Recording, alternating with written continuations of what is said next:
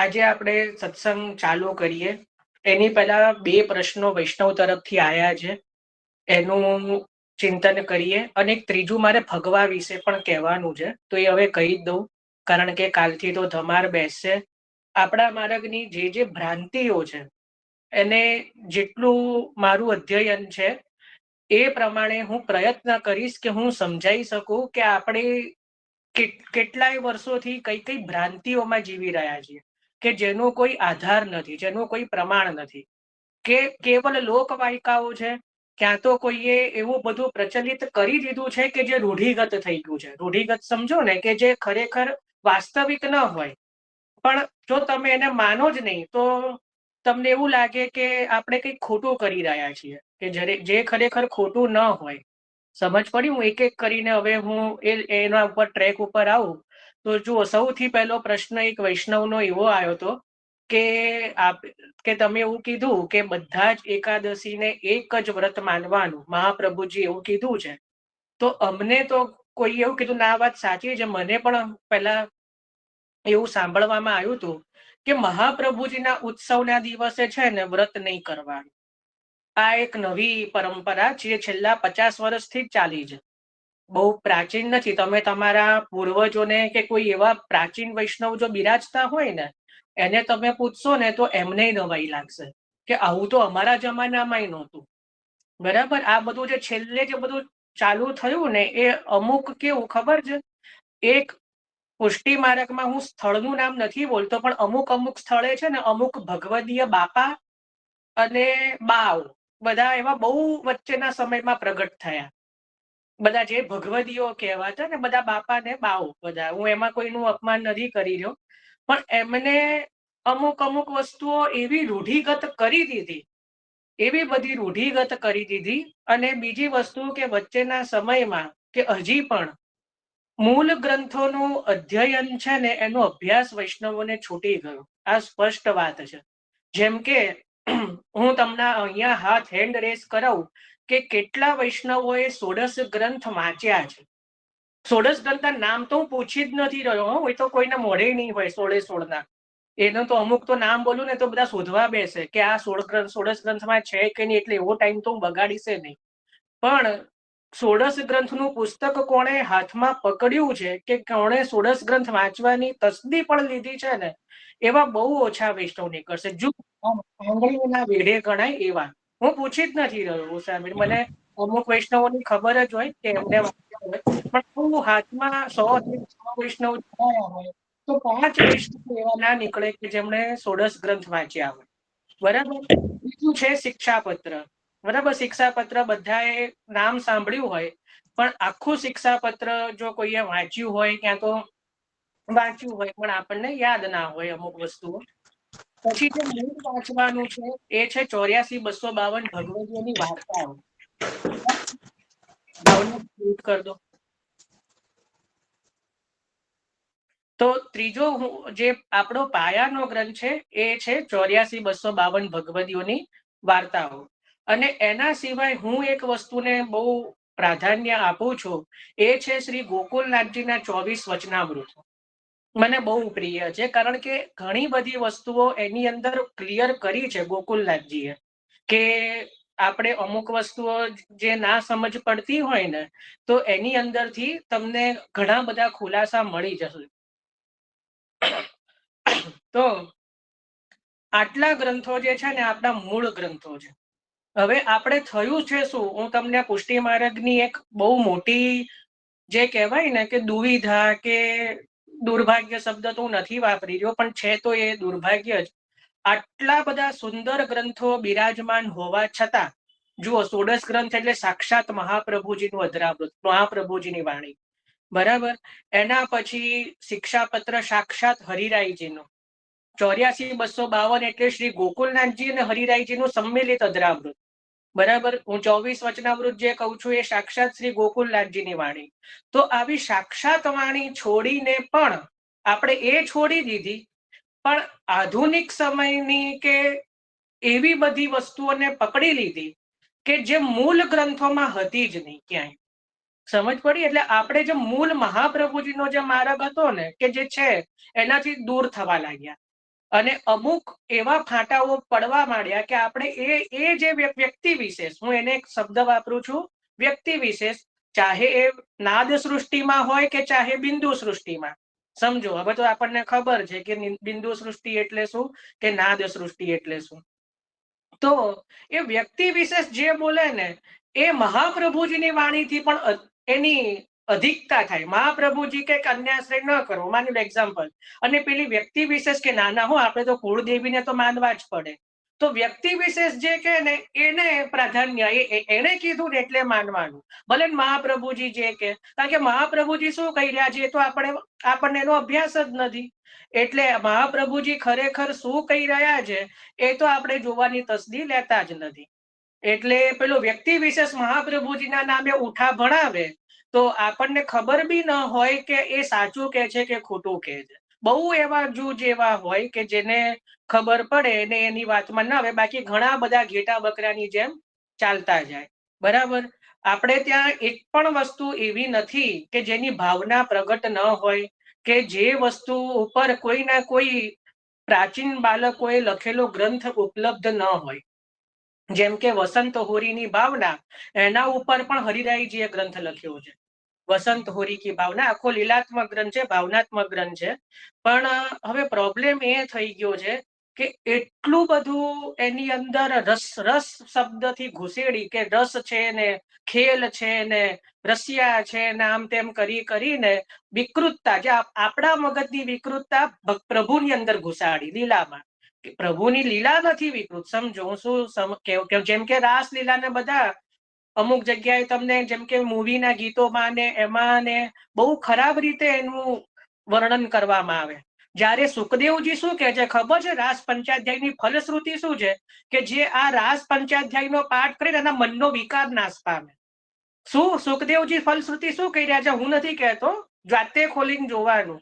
રાસ પંચાધ્યાયી જ્યાં વિરામ થાય છે ત્યાં પરીક્ષિત રાજાને ફલશ્રુતિ કહેતા સુખદેવજી કહે છે કે જે આ રાસ પંચાધ્યાયીનો પાઠ કરે, કે આ રાસલીલાનું જે વર્ણન સાંભળે એના મનના વિકારો નાશ પામે. તો જે મનના વિકારો નાશ પામે એ લીલા હતી, એની જ અંદર આપણે મનના વિકારોને પ્રવેશ કરાયો, કે જે કરાઈ રહ્યા છે જે પણ બધા. એટલે જ મારે રાસ પંચાધ્યાય સુધી જવું છે કે આજે રાસ શબ્દથી પણ જે બધી વિકૃતિઓ થાય છે ને નાશ કરવી છે, જે પ્રભુ કરાવે, પણ એ જ છે કે બધી આપણી બધી વિકૃતિ બધી જાય. એ જ રીતે હવે આ ત્રણ વસ્તુ આજે આપણે, ભલે સત્સંગ થોડો લેટ થાય પણ આપણે આ વસ્તુ પર ચિંતન કરીએ. પહેલો પ્રશ્ન એ હતો કે મહાપ્રભુજીના ઉત્સવે વ્રત કરવાનું કે નહીં કરવાનું. બરાબર.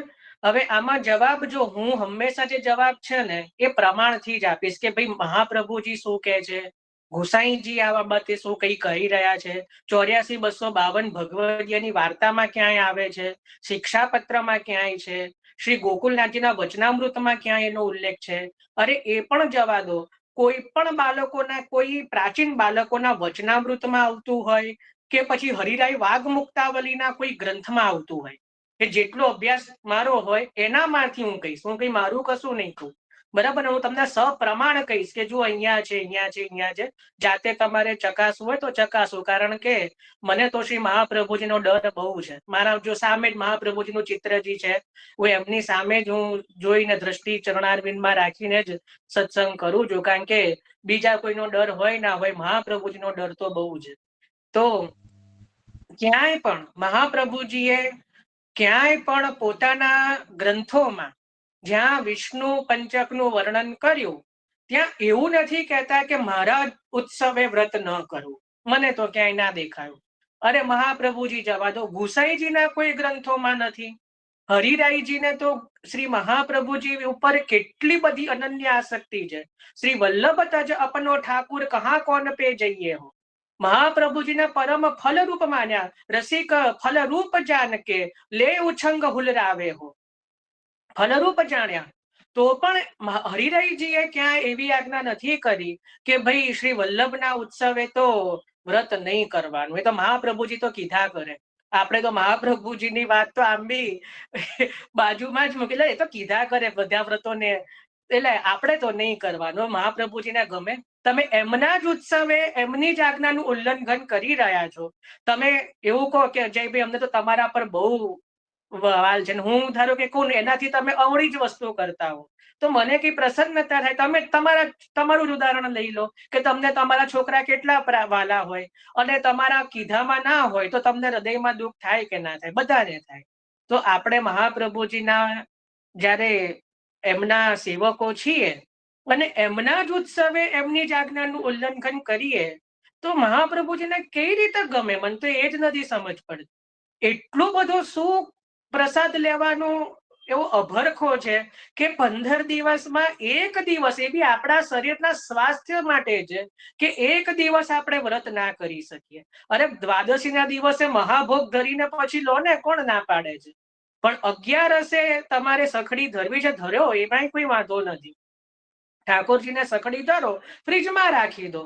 ક્યાં તો તમે જે ગૌ આદિને છે એને લેવડાવો, જે વૈષ્ણવ, જે કારણ કે વૃદ્ધ હોય, અશક્ત હોય, સ્ત્રી હોય, જેને ગર્ભવતી હોય, નાના બાળકો હોય, એને તો બધામાં છૂટ છે. તો એ લોકોને લેવડાવો. એમાં ક્યાં પણ આપણે અટ્ટાકટ્ટા હોઈએ અને આમ આપણે ડાયટિંગ કરતા હોઈએ અને 11 ભરપેટ ખાવું છે. એટલે આ બધી વસ્તુઓ થોડી નથી સમજ આવતી. અને આમાં તો ઘણા બધા બિંદુ સૃષ્ટિ, નાદ સૃષ્ટિ બંનેની જગ્યાએ એ છે.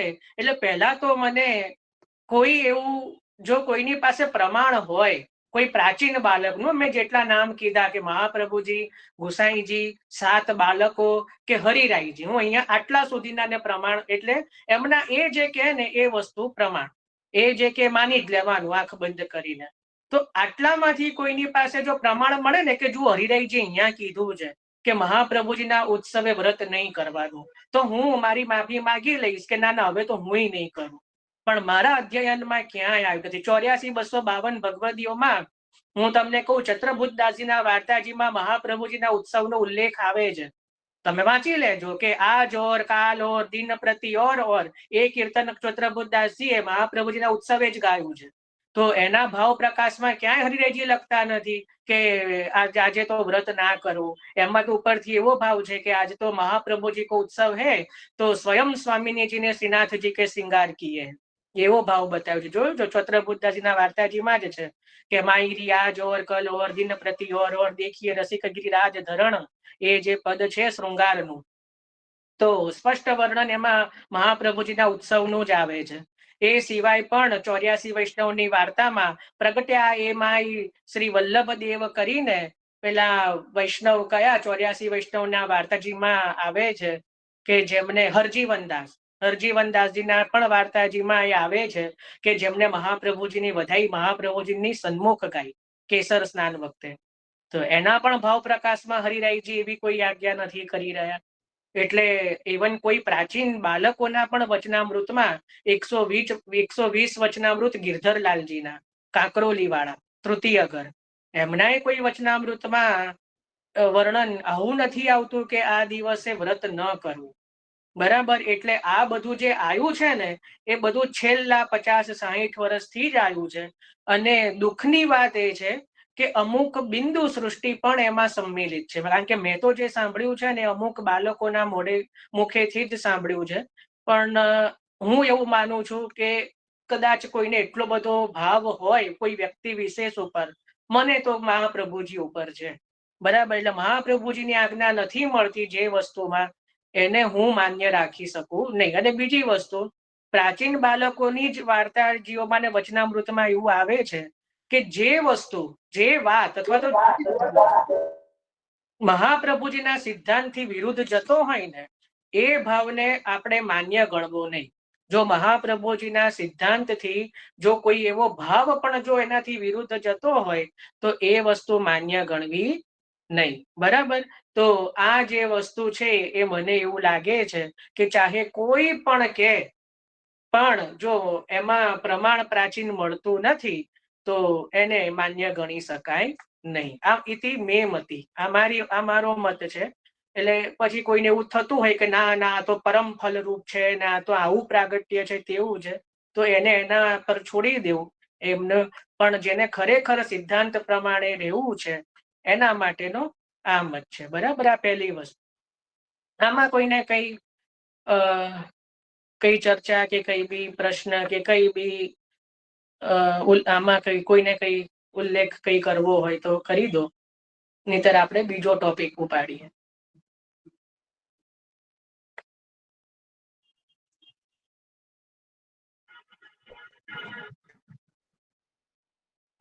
સારું, તો જો હવે આપણે બીજા પ્રશ્ન ઉપર જઈએ, જે એકવાર મેં ચોખવટ કરી છે. ગઈકાલે આશ્રયનું પદ લીધું ને પછી એક વૈષ્ણવ, મને નામ યાદ નથી, એમને આ પ્રશ્ન કર્યો, પણ બધા જય શ્રી કૃષ્ણ કરવામાં એટલા બધા બધા એ થતા હતા કે પછી હું જવાબ ના આપી શક્યો ને મેં એવું કીધું કે આપણે કાલે આ પ્રશ્ન લઈશું. એમાં એવું છે, એક ખબર નહીં, એક આ પણ એક રૂઢિ છે કે વસંતના દિવસોમાં દ્રઢીને ચરણ થાય નહીં. દ્રઢીને ચરણના જે પદ છે એ વસંતના પદોમાં ગવાય નહીં. અરે ભાઈ, હવે આમાં એનો જવાબ એ છે કે વાત સાચી છે, એમાં પદનો પ્રોબ્લેમ નથી. વસંતના દિવસોમાં વસંત રાગના જ પદો ગાવા જોઈએ એવો ક્રમ છે. હવે તમે જુઓ, આપણે ત્યાં, હું તમને એક બહુ સામાન્ય વાત કહું, નિત્ય આપણે સવારે યમુનાજીનું પણ પદ ગવાય છે. જ્યારે મહાપ્રભુજીનું ગવાય, શ્રી ગુસાઈજીનું, એના પછી શ્રી યમુનાજીના પણ પદ ગવાય છે. મને કહો કે યમુનાજીનું કયું પદ વસંત રાગમાં છે? કોઈના ધ્યાનમાં છે? કારણ કે મેં તો યમુનાજીના પદની જે કોઈની પાસે નહીં હોય ને એવા પદો મારી પાસે બિરાજે છે. એટલા બધા પદો મારી જોડે શ્રી યમુનાજીના બિરાજે છે કે જે અમુક પ્રાચીન ગ્રંથોમાંથી મેં લીધા છે, કે પ્રગટ પણ નથી અત્યારે ક્યાંય. એવો સંગ્રહ કર્યો છે યમુનાજીના પદોનો. તો હા, બોલો હેમાંક્ષીબેન.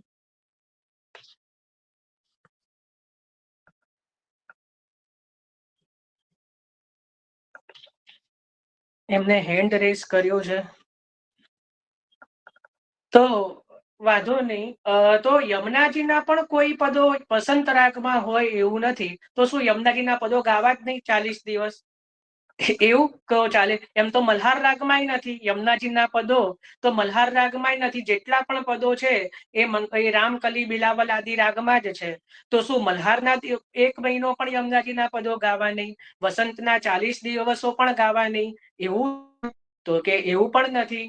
તો કે શું એનું પછી શું સમાધાન છે? તો એ સમયે યમુનાજીના જે પદ હોય, આ જ પદો હોય કે તિહારો પુલિન મોહી ભાવે, તિહારો દરસ મોહી ભાવે, યહ પ્રસાદ હો પાવું શ્રી યમુનાજી. એ જ પદો હોય કે જે બાકીના દિવસોમાં બિભાસ, રામકલી આદિ રાગોમાં ગવાય છે, અને આ વસંતના દિવસોમાં આ જ પદો વસંતમાં ગવાય. મલ્હારના દિવસોમાં આ જ પદ મલ્હારમાં ગવાય. બરાબર? એટલે રાગના અનુસાર હોય છે, એવું નથી કે કોઈ પદના અનુસાર. બરાબર? હવે બીજું એનું સમાધાન એ છે કે હંમેશા સેવાના નિયમો જુદા હોય અને સત્સંગના નિયમો જુદા હોય.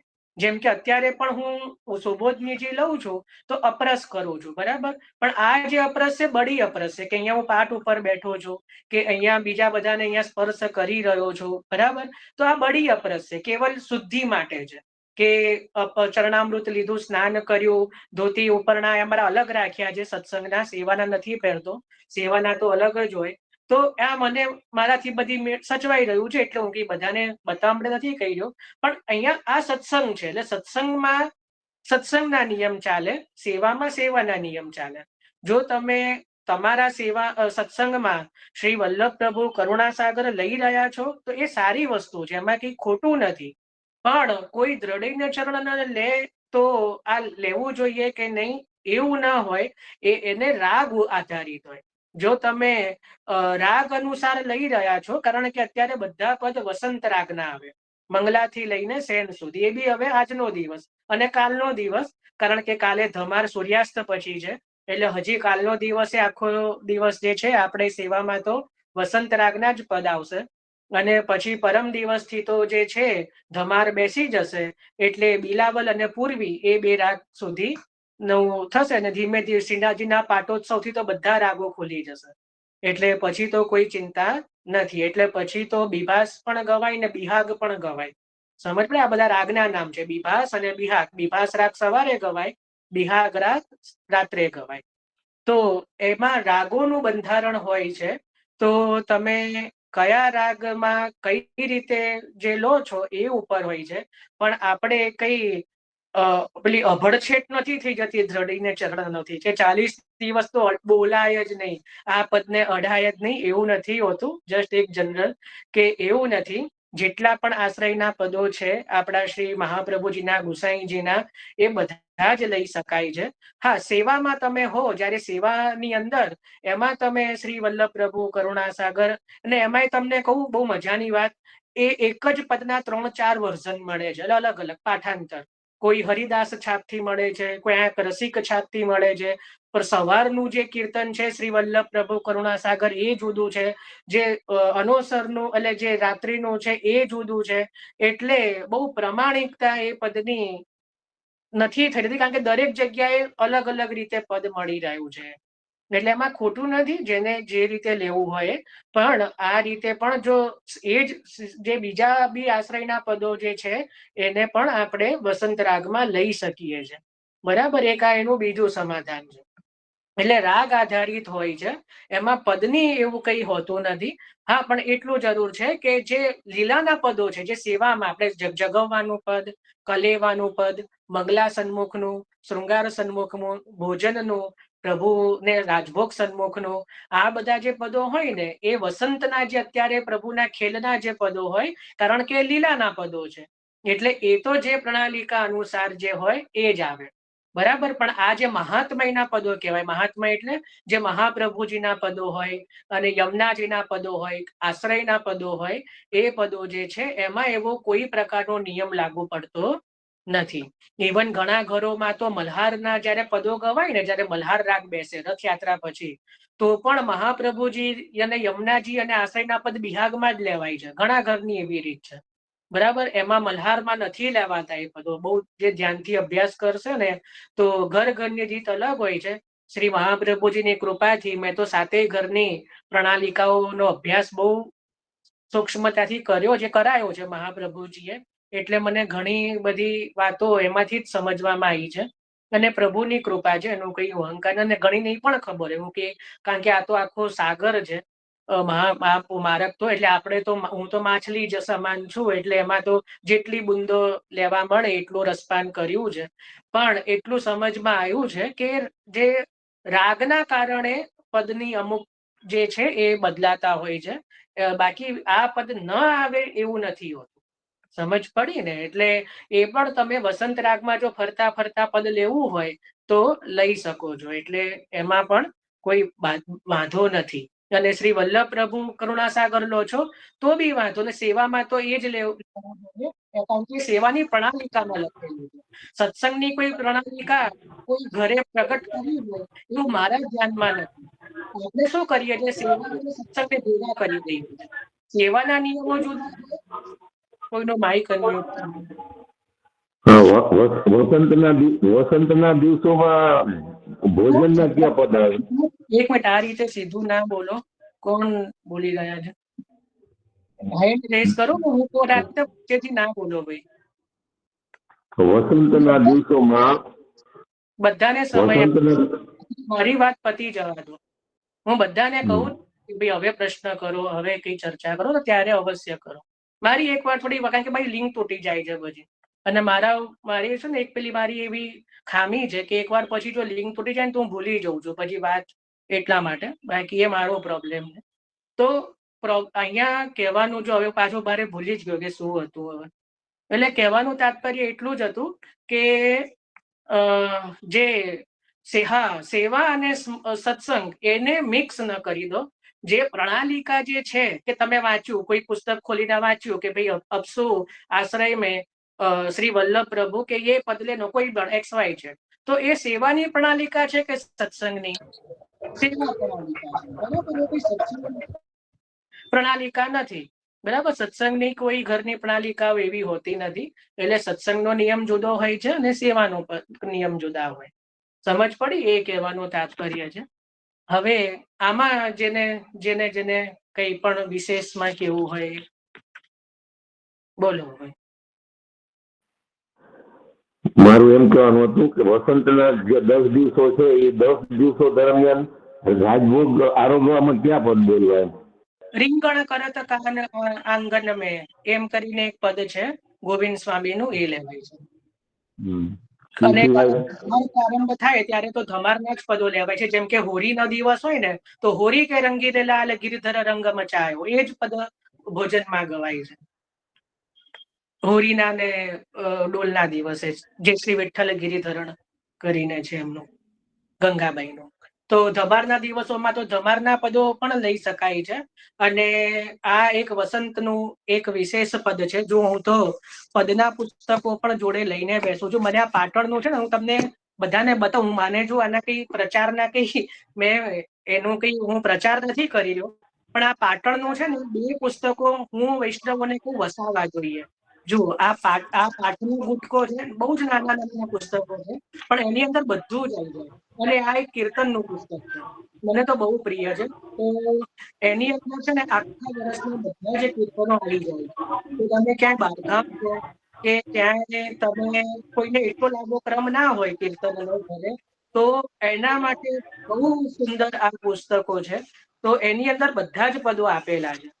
તો જેની જોડે આને ગુટકો કહે છે ત્યાં પાટણના બધા વૈષ્ણવો, તો એ બહુ સુંદર છે. આ રમણભાઈનો રમણભાઈના સભાઈના બધા, અને અત્યારે બી છપાય છે. પહેલા તો 50-60 જ મળતા, હવે મેક્સિમમ 100 રૂપિયામાં મળે છે, 80 કે 100 ના.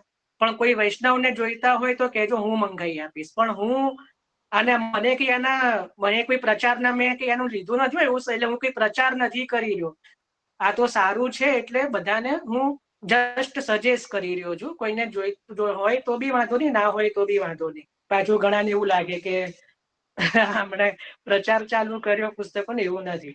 પણ સુંદર. હું મારી સેવા, મારા ઠાકોરજીની સેવામાં પણ આ જ વાપરું છું. તો જો એમાં રાજભોગ આયે રાગ વસંત, રીંગણ કરત કાન આંગન મેં આપેલું જ છે.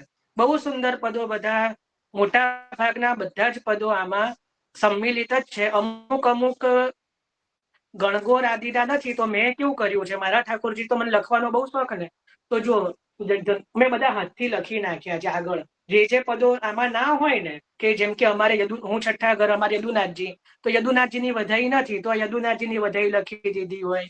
પછી અમુક જે ઉત્સવના પદો જે ના હોય, જેમ કે અમુક પલ્લાના પદો મને પ્રિય છે, પ્રિય નવનીત પાલને ઝૂલે, એ પદ નથી, તો એ મેં અહીંયા લખી દીધું હોય. આગળ બધા પાના નિર્વાહ આપ્યા હોય. તો આ મારો શોખ છે, એટલે એ બધા માટે એવું નથી. પણ એક આ પાઠનું પુસ્તક બી છે ને, બહુ સુંદર છે. એની અંદર બધા જ પાઠ થઈ જાય, 16 ગ્રંથથી લઈને પુરુષોત્તમ સહસ્ત્ર આદિ બધા જ. એમ આખો ગુટકો જ છે, આખો નાનું. તમે ક્યાંય બી ટ્રાવેલમાં હો કે કઈ બી હો ને, તો એમાં બી તમે સાથે રાખી શકો. જો આ 2 પુસ્તક આટલા જ થાય, ના એકદમ. મને તો બહુ પ્રિય છે, એટલે હંમેશા હું સાથે જ રાખું, કે અહીંયા બી મારી જોડે સત્સંગમાં જોડે જ હોય. અને હું ક્યારે બી ફ્રી પડ્યો હોઉં ને પાઠ કરવાનું મન થાય, તો એમાંથી પાઠે થાય ને. મને તો કીર્તનનો શોખ બહુ છે, તો એમાંથી જ પછી કંઈક નો કંઈક કીર્તન નો બી ક્રમ ચાલતો હોય. એટલે જસ્ટ આ તો, એટલે એમાં એની અંદર આપેલા જ છે પદો, કે રીંગણ કરત કાન આંગન મેં. તો એ રીતે બી છે. અને ધમારના દિવસોમાં ધમારના પદ લેવામાં આવે છે.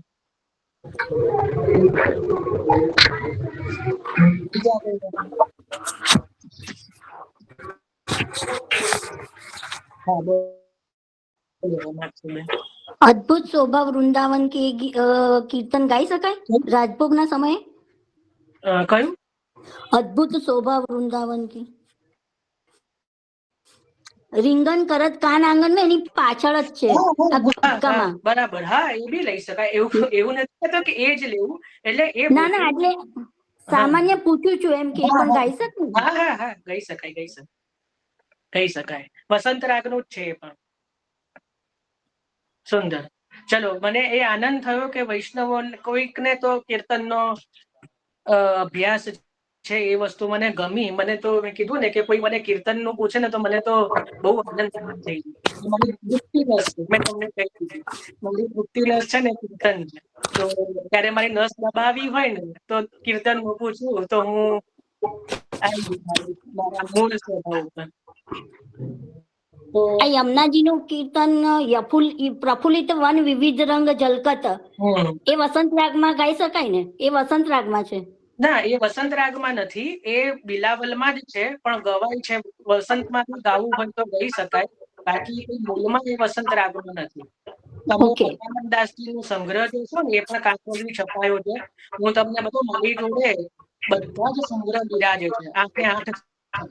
સુરદાસજીના, પરમાનંદજીના સાગર છે બધા, એટલે જેટલા પણ પદો રચાયા છે 8 સથાના, એનું એક આખું કાંકરોલીમાં બ્રજભૂષણ લાલજી મહારાજ છે, જેમનો હમણાં ઉત્સવ બરાબર. થશે હવે 2 દિવસ હું પછી. એમણે માર પ્રકાશિત કરેલા, હવે તો મળતાય નથી. પણ મહાપ્રભુજીની કૃપાથી મારી પાસે બધા બિરાજે છે. તો એમાં બી ઘણા બધા પદો મને મળ્યા છે. તો એમાં આ બી જે છે ને પ્રફુલ્લિત, એમાં એક બહુ મજાની વાત કહું, એમાં બહુ એક મનો પણ લેશો, ખરેખર તો આ યમુનાજીનું પદ છે જ નહીં. એ યમુનાજીના પદની અંદર એને સમાવેશ કરવામાં આવ્યો છે, પણ તમે જો પદનો ભાવ સમજશો ને, તો એમાં વ્રજનું આખા જે કહેવાય સૌંદર્યનું વર્ણન છે. પ્રફુલ્લિત બન વિવિધ રંગ ઝલકત યમુના તર, એટલે યમુનાજી ત્યાં ઝલકી રહ્યા છે, ને એના પછી આખા યમુનાજીની આજુબાજુના વિસ્તારની રમણીયતાનું વર્ણન છે. કઈ યમુનાજીનું સ્વતંત્ર એમાં વર્ણન નથી, પણ યમુનાજીના ભાવથી લેવું હોય તો લઈ શકાય, હું ના નથી કહી રહ્યો. પણ એ એવું નથી કે કેવલ વસંત રાગનું છે. મૂળમાં તો એ પણ રામકલી રાગમાં જ છે, પણ એ વસંત રાગમાં લઈ શકાય. અને એના સિવાય જે છે ને કે શ્રી યમુના તિહારો દરસ મોહી ભાવે સુરદાસજી, પછી યહ પ્રસાદ હો પાઉ પરમાનંદાસજી, એ બધાના જે પદો છે ને એ પણ વસંતમાં લઈ શકાય છે, વસંત રાગમાં યમુનાજીના. કારણ કે યમુનાજીના કોઈ સ્વતંત્ર એવા રાગ આધારિત પદો છે નહીં.